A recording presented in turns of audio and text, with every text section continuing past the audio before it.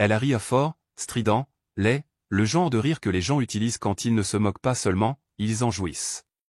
Ce n'est même pas un vrai projet, a ricané ma sœur. Ce n'est qu'un gamin.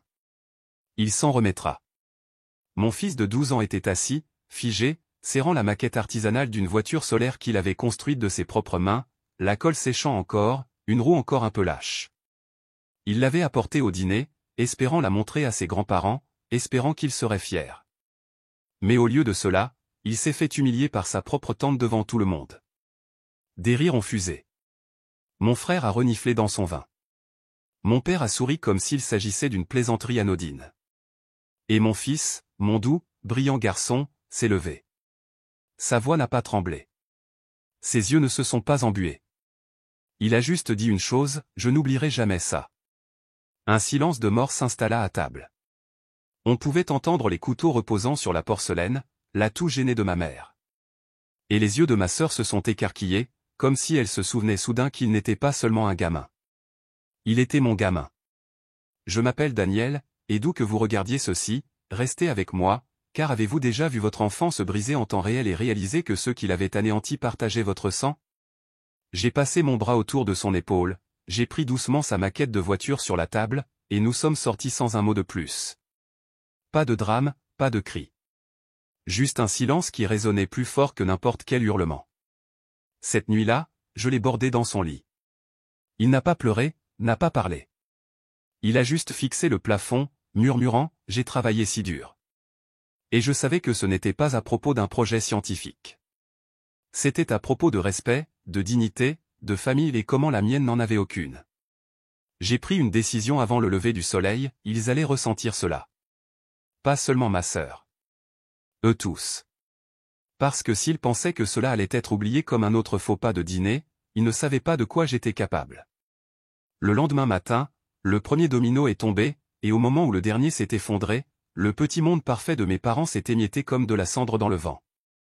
Au matin, j'étais déjà connecté au système, le trust familial, les allocations successorales, les comptes professionnels.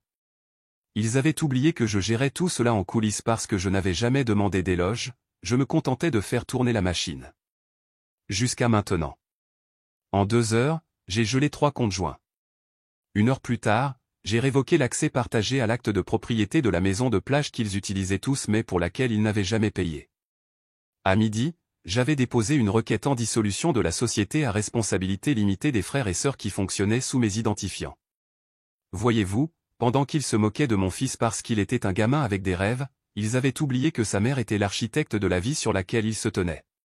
Et j'en avais fini de la soutenir. À 14h34, ma sœur a envoyé un texto, et « Qu'est-ce qui se passe avec le compte de l'entreprise ?» Ma carte vient d'être refusée chez Saks. Je n'ai pas répondu. À 14h57, mon père a appelé, directement sur la messagerie vocale. À 15h11, une discussion de groupe a commencé. « Papa, Daniel, s'il te plaît, appelle-moi. Ta sœur est contrariée. »« Sœur, tu dramatises. » Je plaisantais. « Maman, pouvons-nous en parler comme des adultes ?» J'ai posé le téléphone et je suis entré dans la chambre de mon fils. Il bricolait avec des fils et des piles, essayant de reconstruire la voiture. Elle avait cassé une roue, légèrement fondue par le bord de la cheminée où elle l'avait jetée, accidentellement. « Ça va ?» ai-je demandé. Il a haussé les épaules. « Ce n'est que du plastique. »« Non, dis-je doucement. C'était ton cœur. » Il m'a regardé. « Pourquoi a-t-elle fait ça ?» Je me suis agenouillé à côté de lui. Parce qu'elle pensait que la cruauté était intelligente. Parce que c'est une lâche qui pense que se moquer des autres la rend importante. Ses yeux se sont remplis de larmes, mais il n'a pas pleuré. « Je veux être quelqu'un de différent », a-t-il murmuré. J'ai souri. « Tu le es déjà. » Le lendemain, j'ai reçu un courriel du conseil d'administration de la fondation de mes parents, « Nous avons été informés que votre nom est retiré en tant que garant financier. Pouvez-vous confirmer ?» J'ai confirmé. Il ne survivrait jamais à l'audit qui suivrait. Parce que s'il voulait traiter mon enfant comme une plaisanterie, alors il pouvait vivre sans la chute que j'avais couverte depuis le début. Et pourtant, ce n'était que le commencement. Au 3e jour, le téléphone n'arrêtait pas de sonner, appel manqué, Messages vocaux empreints d'urgence et d'une panique soigneusement dissimulée. J'ai laissé chacun d'eux pourrir en silence parce que les mêmes personnes qui s'étaient moquées des rêves de mon fils regardaient maintenant les leurs s'effilocher, et je ne levais pas le petit doigt pour l'arrêter. À 9h12, mon père m'a envoyé un courriel directement, nous devons parler. Tu crées le chaos à cause d'un malentendu. Malentendu? Ils ont regardé mon fils se ratatiner sous un chandelier sous lequel ils étaient tous assis, et aucun d'eux ne l'a défendu. Ce n'était pas un malentendu, c'était un message. Et maintenant, j'envoyais le mien. J'ai programmé une réunion d'urgence du conseil d'administration pour la fondation que dirigeaient mes parents, la même que je finançais en silence, année après année. Quand ils se sont connectés, ils m'ont vu assise en tête de la visioconférence Zoom, calme, indéchiffrable, déjà entouré d'avocats. Daniel, commença maman, c'est une affaire de famille, pas une affaire financière. Non, dis-je. C'est exactement une affaire financière. Parce que vous tous en avez fait une quand vous avez utilisé mes ressources pour bâtir vos réputations et qu'en retour, vous vous êtes moqué de mon fils. Allons, souffla ma sœur. C'était une plaisanterie. C'est un gamin. Il ne comprend même pas ce qui s'est passé. Je me suis penché vers la caméra. Il a assez compris pour dire « Je n'oublierai jamais ça ». Peut-être auriez-vous dû écouter. J'ai fait signe à l'avocat à côté de moi. À compter de cet instant, je retire le trust familial Patterson de la base de donateurs de la fondation, avec effet immédiat. Tous les dons futurs seront redirigés vers un fonds de bourse d'études au nom de mon fils pour les enfants qui osent rêver, même quand personne n'applaudit. L'écran a explosé. Daniel, tu es cruel. C'est une trahison de la famille. Tu exagères démesurément. Je suis restée silencieuse jusqu'à ce qu'ils soient à bout de souffle. Puis j'ai dit la vérité qu'ils esquivaient depuis des décennies, vous avez aimé mon silence plus que vous ne m'avez jamais aimé. Mais vous avez fait une erreur cette fois. Vous avez humilié la seule personne pour qui j'incendierais le monde. La réunion s'est terminée. Cette nuit-là, ma sœur m'a envoyé un texto, tu as marqué ton point. Tu nous as assez embarrassés. Et maintenant? J'ai fixé l'écran et j'ai souri. Maintenant? Maintenant vous apprenez ce que ça fait de reconstruire sans moi. Parce que je n'avais pas seulement fini d'être votre colonne vertébrale, je devenais la tempête qui vous ferait supplier pour un abri. Les retombées étaient délicieuses, le genre d'effondrement silencieux qu'ils n'auraient jamais imaginé venant de moi, la conciliante, la sœur responsable, celle sur laquelle ils s'étaient appuyés si longtemps qu'ils avaient oublié qu'elle avait des os d'acier. Cette nuit-là, j'ai emmené mon fils dîner, juste nous deux, à son endroit préféré. Pas de caméra, pas de grands discours. Juste de l'amour, réel, simple, sûr. À mi-chemin de son milkshake, il a levé les yeux et a demandé, ai-je fait quelque chose de mal cette nuit-là? J'ai posé ma fourchette. Mon cœur s'est fissuré, mais ma voix non. Non, mon chéri, dis-je. Il a détourné le regard. Je ne voulais pas pleurer devant eux. Je me suis penché près de lui. Tu n'en avais pas besoin. Tu as fait quelque chose de plus puissant. Quoi? Tu t'es levé. Et je le pensais. Il n'a pas fait de crise de colère, ne s'est pas enfui. Il a juste dit cette unique phrase qui a résonné dans toute la maison comme une malédiction, je n'oublierai jamais ça. Il ne parlait pas seulement pour lui-même, il parlait pour chaque enfant qui avait déjà été rabaissé par des gens qui étaient censés le protéger. Et maintenant, les protecteurs étaient devenus les exilés. Au matin, la boutique de ma sœur, construite sur une confiance qu'elle n'avait jamais méritée, était fermée. J'avais révoqué la participation tacite que j'avais dans son entreprise, celle dont je ne m'étais jamais vanté parce que la famille aidait la famille jusqu'à ce que la famille se moque de la mienne. Brandon, son mari, a envoyé un courriel intitulé « Allons, Daniel. Ne punis pas tout le monde pour une erreur. » Je l'ai transféré à mon avocat avec une seule ligne, ce n'est pas une punition. C'est une reddition de compte. Mon père a essayé de sauver ce qui restait, a fait appel à des faveurs, a programmé un dîner, neutre, pour discuter. J'ai renvoyé un message, si vous pouvez assister à l'humiliation de votre petit-fils sans rien faire, alors vous pouvez aussi en subir les conséquences. Ma mère, toujours la stratège, a envoyé des fleurs. La carte disait, nous faisons tous des erreurs. S'il te plaît, ne laisse pas cela tout détruire. Je les ai renvoyées. Pas de carte, pas de message. Juste le silence, mon nouveau langage. Parce que parfois l'amour n'est pas bruyant, parfois, ce sont des limites faites de titane. Et mon fils? Il souriait enfin à nouveau parce qu'il savait. Il savait que sa mère ne l'avait pas seulement entendu, elle avait déplacé des montagnes pour lui. Et je n'avais pas fini. Les journaux s'en sont emparés en premier, petite colonne, section des affaires locales. Fondation familiale fait face au départ d'un donateur majeur. Des sources indiquent qu'un conflit interne a provoqué l'effondrement. Ils ne m'ont pas nommé. Ils n'en avaient pas besoin. Mes parents savaient. Ma sœur savait. Tout le monde dans leur monde savait maintenant que leur empire n'était pas bâti sur un héritage, il était bâti sur moi. Et j'étais parti, tranquillement, précisément, avec chaque brique que j'avais posée. Je préparais le petit déjeuner quand mon téléphone a vibré. Un message de mon père, je sais que nous sommes restés silencieux trop longtemps. Nous sommes prêts à parler. D'homme à femme, pas de père à fille. Pas, je suis désolé. Juste un jeu de pouvoir déguisé en paix. J'ai montré le texto à Aaron, mon mari. Il n'a rien dit, a juste haussé un sourcil et a continué à retourner les crêpes. C'était suffisant. Plus tard ce jour-là, mon avocat a confirmé que les derniers documents avaient été validés. Je n'étais plus lié au trust familial, aux sociétés à responsabilité limitée, ou à aucune propriété partagée. Ni légalement, ni financièrement, ni spirituellement. Libre. Cet après-midi-là, je suis entré dans mon bureau à domicile, les murs tapissés de photos de mon fils, de récompenses, de coupures de journaux sur les œuvres de charité que j'avais bâties de mes propres mains, et j'ai ouvert un dossier que je constituais depuis des semaines. Le nom sur la couverture, Projet Orion. Un fonds de bourse d'études dédié aux enfants comme le mien, des enfants avec de grands rêves et de petites voix, des enfants qui méritent un « oui », là où ils ont toujours entendu « pas encore ».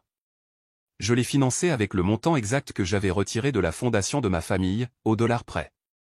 Chaque centime qu'ils utilisaient pour se maintenir à flot appartenait désormais à des enfants qui le méritaient. Et mon fils? Il serait le premier visage sur le site web, tenant la voiture solaire que nous avions reconstruite ensemble, la même dont il s'était moqué, la même qui figurait maintenant dans un magazine scientifique pour les innovateurs du collège. Quand je lui ai montré le site, ses yeux se sont illuminés. « C'est pour moi » a-t-il demandé. « Pour toi » dis-je, et pour chaque enfant qu'ils ont jamais ignoré. Il m'a serré si fort que je pouvais à peine respirer. « Tu n'as pas seulement pris ta revanche » a-t-il murmuré. « Tu as fait en sorte que ça compte. » Et il avait raison. Il ne s'agissait pas seulement de donner une leçon à ma famille, il s'agissait de redéfinir ce que la famille devrait signifier. Les invitations sont arrivées une semaine plus tard, enveloppe glacée, gaufret d'or, cher comme la culpabilité. Rejoignez-nous pour le gala de la famille Patterson, une nuit d'unité et de dons. Unité. Ils étaient désespérés. Le gala annuel était leur fierté, leur parade, leur chance de montrer au monde à quel point ils étaient généreux avec de l'argent qui ne leur avait jamais appartenu. Mais cette année, la liste des invités avait des trous. Le lieu avait changé. Les sponsors se retiraient, discrètement, prudemment, parce que j'avais toujours été le pont qu'ils traversaient pour atteindre la respectabilité. Et maintenant, ce pont avait brûlé. Ma mère a appelé cette nuit-là, non pas pour s'excuser, mais pour jouer la comédie. « Daniel, commença-t-elle, je sais que tu as marqué ton point, et nous essayons de réfléchir. » « Réfléchir, dis-je. Ou réparer les dégâts de relations publiques ?» Elle a soupiré. « Ta sœur ne le pensait pas. Et ton père, il n'a jamais été doué avec les émotions. Nous sommes vieux, Daniel. Nous essayons d'empêcher la famille de s'effondrer. » J'ai souri froidement. Elle l'est déjà. Je choisis juste de ne pas vivre dans les décombres. Une pause. Alors, viendras-tu au gala? J'ai failli rire. Vous voulez que j'entre dans une pièce que vous avez construite sur le dos de mon silence et que je prétende que nous sommes unis? Nous avons juste besoin de ta présence, dit-elle doucement, pour rappeler aux gens que nous sommes toujours nous. Voilà. Je ne leur manquais pas, l'image de moi leur manquait, la fille fiable, la donatrice silencieuse, la colonne vertébrale du mensonge. J'ai raccroché, et pour la première fois depuis des années, je ne me suis pas senti coupable. Au lieu de cela, j'ai envoyé mes propres invitations non pas pour un gala, mais pour un lancement. L'Ascension d'Orion, une nuit pour les jeunes inventeurs. Organisée le même soir, dans la même ville. Mais ma salle était remplie d'histoires vraies, d'enfants vrais, de joie vraie. Pas de donateurs en smoking feignant la compassion. Juste des enfants brandissant les rêves qu'ils avaient construits de leurs mains nues. Et juste au centre, mon fils, souriant, radieux, incassable. Cette nuit-là, pendant que le monde de ma famille se flétrissait sous des lustres bon marché et des applaudissements forcés, le mien s'épanouissait. Et le meilleur? Chaque sponsor qui avait manqué leur gala s'est présenté au mien. Les gros titres du lendemain matin racontaient deux histoires, le gala Patterson connaît sa plus faible participation en une décennie. L'ascension d'Orion, l'avenir de l'innovation commence ici. Côte à côte. Héritage contre renaissance. Façade contre feu. Leur nom rétrécissant tandis que le mien s'étendait, ancré dans quelque chose de réel cette fois. Mon téléphone vibrait sans arrêt, journalistes, influenceurs locaux, éducateurs demandant à s'associer, même de vieux amis dont je n'avais pas eu de nouvelles depuis des années se souvenant soudainement de mon numéro. Mais l'appel auquel j'ai répondu provenait d'un numéro masqué. J'ai su que c'était elle avant même de dire un mot. La voix de ma sœur s'est brisée comme du verre. Tu ne pouvais pas juste laisser tomber, n'est-ce pas? Je n'ai rien dit. Il fallait que tu nous humilies. Il fallait que tu fasses une scène. J'ai failli rire. Je n'ai pas fait de scène, Anna. J'ai fait une déclaration. Il y a une différence. Tu as tout détruit. Non, répondis-je, calme et immobile. C'est toi qui as fait ça quand tu as humilié mon fils en pensant qu'il n'y aurait pas de conséquences. Elle a reniflé. Ce n'est qu'un gamin. Ne fais pas ça, ai-je lancé sèchement. Ne finis pas cette phrase. Parce que ce gamin vient d'inspirer une salle pleine de directeurs généraux, d'éducateurs et de philanthropes, pendant que ton gala était à moitié vide et rempli de sourires forcés. Silence. Puis, amère et mesquine, et maintenant? Tu en as fini avec nous pour toujours? J'y ai réfléchi, vraiment réfléchi. Parce que je n'étais plus motivé par la vengeance, j'étais motivé par la valeur. Non, dis-je. Je n'ai pas fini. Je reconstruis. Reconstruire quoi? Ma lignée, répondis-je. Et je commence par apprendre à mon fils que le monde ne tourne pas autour des gens qui rient de la douleur et appellent ça de l'humour. Tu n'es plus la même, Daniel, murmura-t-elle. Avant, tu te souciais. Je me soucie toujours, dis-je. Simplement pas de ce qui me brise. J'ai raccroché. Cet après-midi-là, j'ai emmené mon fils manger une glace. Nous sommes passés devant une librairie où son visage trônait fièrement sur la vitrine, un article d'un magazine local intitulé « Le garçon qui s'est levé ». Il a serré ma main plus fort. Est-ce que c'est bien de se souvenir de ce qu'elle a fait? Oui, dis-je. Parce que ce souvenir n'est pas la blessure, c'est l'armure. Il m'a souri, du chocolat sur la lèvre, les yeux écarquillés d'une sorte de paix que je n'avais pas vue depuis des mois. Et à cet instant, j'ai su, ma famille ne s'était pas effondrée, j'avais juste arrêté de la soutenir. 3 mois plus tard, ils se sont présentés à ma porte, tous, mon père dans un costume qui tombait plus lâchement que dans mon souvenir, ma mère serrant son sac à main comme un bouclier, et Anna, sans maquillage, les yeux gonflés, les épaules voûtées non pas comme quelqu'un de honteux, mais comme quelqu'un enfin rendu humble. Je n'ai pas parlé. Je suis juste sorti et j'ai fermé la porte derrière moi. Pas de caméra, dis-je. Pas de voisins. Dites ce que vous êtes venu dire. Mon père s'est éclairci la gorge, mais je l'ai interrompu d'un regard. Ce n'était pas son moment, c'était celui d'Anna. Et elle le savait. Elle s'est avancée. J'ai humilié ton fils, dit-elle doucement, parce que je ne pouvais pas supporter qu'il ait quelque chose que je n'ai jamais eu, du courage. Sa voix s'est brisée. Je pensais qu'être plus âgé signifiait que j'étais meilleur. Je pensais qu'être plus bruyante me donnait raison. Mais quand il s'est levé et a dit « Je n'oublierai jamais ça », j'ai réalisé que c'était moi qui ne devais jamais oublier. Elle a fouillé dans son manteau et en a sorti un chèque. « Ce n'est pas de l'argent pour acheter le silence », dit-elle rapidement. « C'est pour Orion, pour le fond. » J'ai parlé à Brandon. Nous vendons la voiture, nous réduisons notre train de vie. Nous voulons faire quelque chose de réel. J'ai pris le chèque, non pas parce que j'avais besoin de l'argent, mais parce que j'avais besoin de ce moment. Ma mère s'est avancée ensuite, la voix tremblante. Je suis désolé, Daniel. Je le vois maintenant. Les années où nous nous sommes appuyés sur ta force comme si elle était infinie. La façon dont nous avons méprisé ton fils. Ce n'était pas juste une plaisanterie, c'était une trahison. Elle a tendu la main vers la mienne. Je n'ai pas tressailli, mais je ne l'ai pas tenu non plus. Je ne vous déteste pas, dis-je. J'ai juste arrêté de faire de la place pour la version de vous qui nous a blessés. Papa a finalement parlé. Nous aimerions venir au prochain événement d'Orion, si c'est permis. Je l'ai fixé. Au fond, dis-je. Vous pouvez vous asseoir au fond et écouter. Ils ont tous hoché la tête. Pas de protestation, pas d'excuses. Juste de l'acceptation. Et c'était suffisant, pour l'instant. Plus tard cette nuit-là, mon fils se tenait sur la scène d'un auditorium d'école, tenant un microphone dans une main et la voiture reconstruite dans l'autre. Quelqu'un m'a dit un jour, dit-il, que la douleur ne te rend pas faible. Mais se lever dans la douleur? Ça te rend inoubliable. La salle s'est levée. Les applaudissements ont tonné. Et tout au fond, ma famille se tenait aussi, silencieuse, respectueuse, finalement petite. Non pas parce qu'ils étaient moins, mais parce que j'avais grandi. Et je n'allais plus me rétrécir pour personne.